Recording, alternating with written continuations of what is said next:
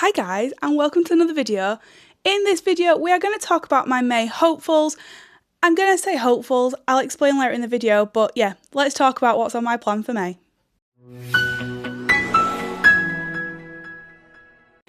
Hi, welcome back to my channel. I am Katie, I am a crime and thriller girly who does occasionally branch out for a bit of a palette cleanser, but crime and thriller is always where I end up back. Intro out of the way. Firstly, thank you for being here. I am on a mission. I had said 1,000 by the end of the year and we're in May. I mean, how that's even happened is beyond me. And I now think that's completely unachievable. However, getting to 300 by the end of the month, I tried for April and failed because I didn't have time to post all the videos I wanted to. But yeah, it would mean the world if you could hit that subscribe button and come and join me on my little bookish journey. I chat a load of rubbish, guys, but yeah. But let's talk about the books. Now, this is a small pile, but I will explain. I stupidly accepted a lot of ARCs in May and applied for a lot of ARCs, not expecting to get any. So I'll talk more about each one. But that stack doesn't do it justice. I have quite a few ARCs due in May, so they're my priority for the month. But I am aware we've got a bank holiday weekend, so I've already started my first book of May at the time of recording. This is May 1st. And just to add to it, I've also got a week off at the end of May, so this could become quite wild. So yeah, let's stop chuntering and let's start talking about what I plan to read. So let's start with the arcs that are due. So the first arc I want to talk to you about is The Ridge of Betrayal by Tessie Braun. I don't know why I want to call her Tessa. So Tessie reached out on TikTok and offered me a e-arc of her up-and-coming book, Ridge of Betrayal. The cover, can I just say, is stunning. So as much as on my Kindle it's in black and white, when I've looked at it on BookFunnel when she sent it me, it is stunning. It does not do it justice. Now this releases, I believe, May 12th. And yeah, it's a psychological thriller. Now, I have already started kind of reading this. I haven't looked at the synopsis much. It's very dark, it's very twisty, and I am currently 6% in. And that 6% so far has just been scene setting, I must say. But what I actually love from this author is that the trigger warnings are on at the beginning of the book. Now, I'm only saying this because I'm going to go off on a tangent, but when I read, I think it was Into the Fire by MJ Allage. It was an MJ Allage book. I checked triggers because it was around the time I'd been through a loss, and I was trying to basically stay away from anything that could have any sort of trigger for me. I checked the triggers. What I did not expect and what completely knocked me off my feet was that in that book they explained in detail exactly what I had been through loss, which in a crime and thriller you don't expect, but how that was not labelled. I went back and checked again and there was nowhere that said that, and that actually really ruined my experience of the book, and the book was really good bar that section of the book. So that's me off on a tangent. But that's why I really love that she's put the trigger warnings at the beginning of the book, because a lot of people don't seem to do that anymore. And I get you don't want to be triggered by reading the word either. I do completely understand that. But then at the same time, I just feel like they need to be known because we can't know. But yeah, I would like to know your guys' opinions actually. What kind of is your opinion on where trigger warnings sit in a book? I prefer them at the beginning. But anyway, like I said, this is due in a couple of weeks. It is only 200, she said 270. However, when I've loaded it up on my Kindle, it's 220 Kindle pages. So that will get done over the weekend, no problem at all. I've got no plans. The weather is given to be lovely, although I think the storm is brewing. So yeah, that's the first book. I've chunted far too long about it and not even told you what it's about, but yeah, first book on my radar. The next book on my radar is The Killer in Room 5 by Sam Holland. Now, you guys know I am a massive Sam Holland fan. I should probably get these up on my phone if I'm being honest, and I may just do that. But this is, I think it's completely separate to the series that I read, but I love Sam Holland's writing. I think so easy, so gripping. She got me out of a slump in the middle of last year, and I actually didn't read for 2 months, and I picked up The Countdown Killer and it completely put me out of my slump. I've been trying to find something similar since. However, I've really struggled, and I tried Louisa Scar, and yeah. So to see Sam Holland is releasing a book is absolutely fabulous, and to get the arc as well honestly blew my socks off. And this was one, I don't want to sound like I'm boasting, I feel like I'm going to do. But I got an email, and I think I'm auto-approved, on some of them. And I got an email saying, here, would you like this? And I was like, oh my God, yes.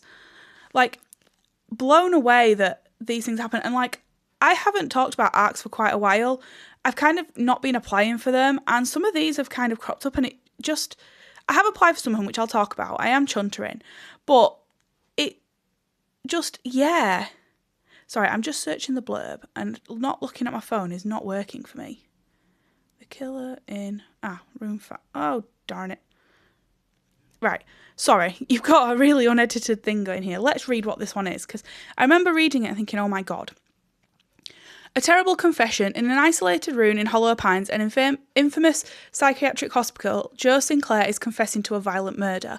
An impossible crime. Locked away, Joe couldn't possibly have killed the man, so how does he know so many horrifying details? Suspended after a colleague was stabbed on her watch, DC Abby Fox has only just returned to work, but at Hollow Pines she must find out what really happened and how exactly Joe is involved. Is he to blame, or is he the only one who can stop the killer?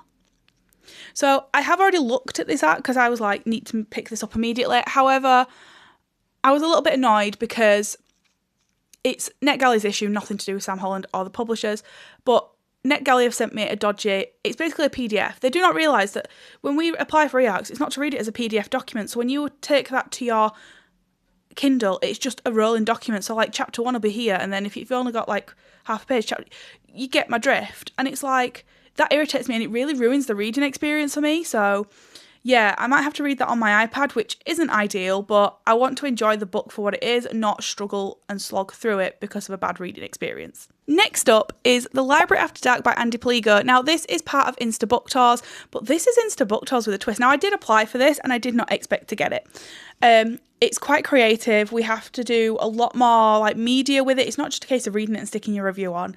We're working in a team, and it's like a murder mystery type vibe. So this one is, in the centre of New York stands the city's most notorious library. It has a history of mysterious disappearances and freak accidents, but tonight it opens its doors to welcome a group of strangers for an exclusive after-hours event. The famous author, the journalist, the professor, the bookseller, and the architect. They are here to see a legendary book, one of the most valuable in the world, but each visitor also has other more sinister reasons for being in the library after dark. As the tour takes them deeper into the building, one of the guests meets a gruesome, inexplicable end, and the others realise they are living on borrowed time. The search for the murderer forces them to confront awful truths about themselves and decide whether their secrets are worth keeping and dying for. Now, I actually read You Are Fatally Invited by this author as an arc. Again, NetGalley, serious issues. However, I really enjoyed it, so I'm super excited. This has a time frame on it, so it'll definitely have to be read in May, but I am super excited to get into this, and yeah, to be on the tour.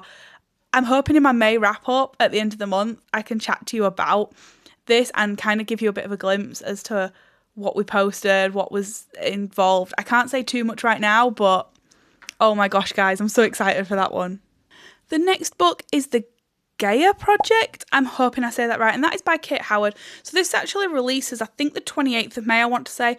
I am on an Insta Book Tour. I apply for them all the time and never get them. So to apply for 2 and get both was mind-boggling and a little regretful because now I've got to read both books.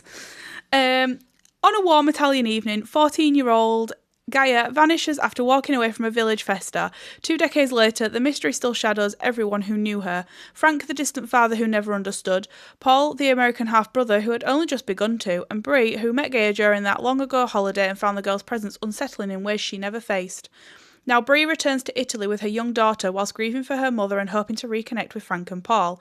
But Paul is consumed by a secretive documentary project about his sister's disappearance, and Bree is drawn back into the tangles of desires, jealousies and omissions that shaped the summer Gaia went missing.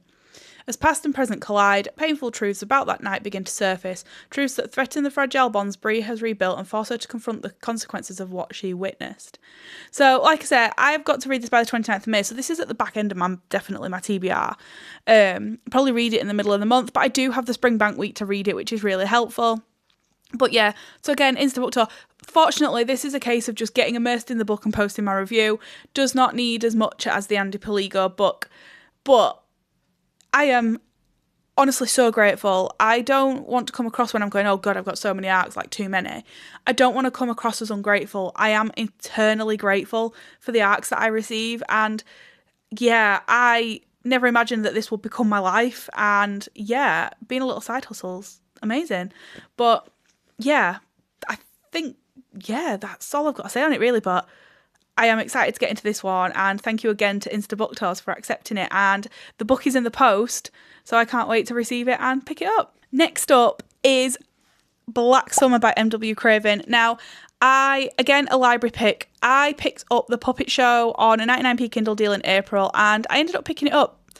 This video is probably going to go out before my April wrap up, so spoiler alert on that one. But yeah, so I ended up picking it up straight away, and I loved it so much I rated it 5 stars, and I went straight for the second book. However, the second book was £5 on Kindle. So I thought, you know what, support your local library. I've got it out the library. However, funniness, which it does work for me, I'll explain in a second. I've just bought this on Kindle for 99p today because the Kindle deals have come out and it's on 99p. But the reason I'm still supporting my local library, I'm still going to read the paperback. However, I am on the treadmill quite a lot and I read while I'm on the treadmill. Now, reading a paperback actually hurts my back because I'm trying to balance myself while reading it. Whereas on my Kindle, I put it on the stand and use my Kindle clicker. Therefore, I've got full use of my arms, which sounds really weird. But that's why. So at least I can flick between the two. This is book 2 in the Washington Poe series. And in book 1, we met Poe and Tilly. And Tilly made this book. I have never laughed, got angry, jaw dropped at a book. And it was just a really enjoyable experience to read. It was dark enough that I was hooked. But the characters also brought that through. And yeah, so I'm excited to see what happens with Poe and Tilly. I just feel like Tilly did make this. This is such a well-written character. Poe is too. Poe is so lovable, straight to the point, and yeah, they basically work together. Tilly's, I think, more, is she a forensic? She's more, I'm going to call her a computer nerd. I would say she's neurodivergent just by the way that she is written in the book, but she's straight talking, and that's what I absolutely love. And then Poe is also straight to the point, but is a detective who's come back after... So in the first book, he comes back after a suspension, and yeah, I haven't read any more than that because it is a series and I don't want to spoil it for anyone, but I strongly recommend this series and I'm only on book 2. And I've heard the series only gets better, so watch this space and I will tell you if that is in fact true in my opinion, but yeah, I'm excited to get into this one. Right, on to some books I actually already own that I really should read, although not really going there. The next book is The Kind Worth Killing by Peter Swanson. Now, this is actually a library book pick. I picked it up last month and yeah, I read 9 Lives, I think 2 months ago now, and I loved it. And everyone said if you loved 9 Lives, this was one of the best books he's written. And so I went and checked my local library and requested it, and it has come in earlier than I anticipated. So I do need to get to it. Like I said, loved 9 Lives. This one is There's No Such Thing as a Perfect Stranger. With his flight delayed, Ted Severson meets Lily, a magnetic stranger, in an airport bar. After too many martinis, he confesses his darkest secrets about his wife's infidelity and how he wishes her dead. Without missing a beat, Lily offers to help him carry it out. I'd not read out on it, guys, I'm not going to lie. I was just waiting for... I just went on the recommendation. I seem to be picking up a lot of books based on recommendations at the moment instead of tackling my TBR. But yeah, I cannot wait to get into this. Peter Swanson was a new author to me in March. And yeah, excited to get into it. So watch this space. This is definitely going on my May TBR. On to audiobook picks now. And I am going to be hopefully picking up Atmosphere by Taylor Jenkins Reid. Now, you're clearly going to be going, Katie, you've just told me you're a crime and thriller girl. This book is severely hyped. And part of me is picking it up because of the hype. This is going to be an audiobook pick. I've heard the audiobook is phenomenal. And it's not my kind of genre, so I tend to do my non-genre in audio. But my boss at work has told me to read it. And if she said it, then I feel like I need to give it a go. Everyone has highly rated it. And yeah, I've seen it available on Libby, so I'm going to give it a go. I can't promise anything, guys, but yeah, it's on my TBR. The other book I do want to quickly mention, I'm just going to do this in one fell swoop, is Room 21 by Jessica Huntley. Now, this comes as a recommendation from the lovely Chris. If you don't know, Bookmarked by Chris is a little bookish merch company, and I excitedly announced at the end of April, beginning of May, that I am now a brand rep. So that was super exciting for me, and I absolutely love Chris's stuff. I've done buddy reads with him in the past, so when he recommends me a book, you can guarantee I'm going to pick it up.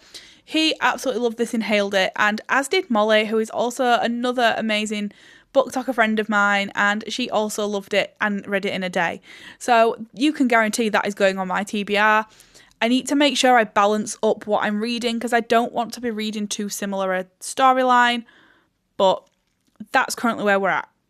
So yeah, I haven't really got much else planned in terms of audio, but I wanted to mention those 2 books that are on my radar because I will never pick up in audio what I'm talking to you about on here. I don't know why.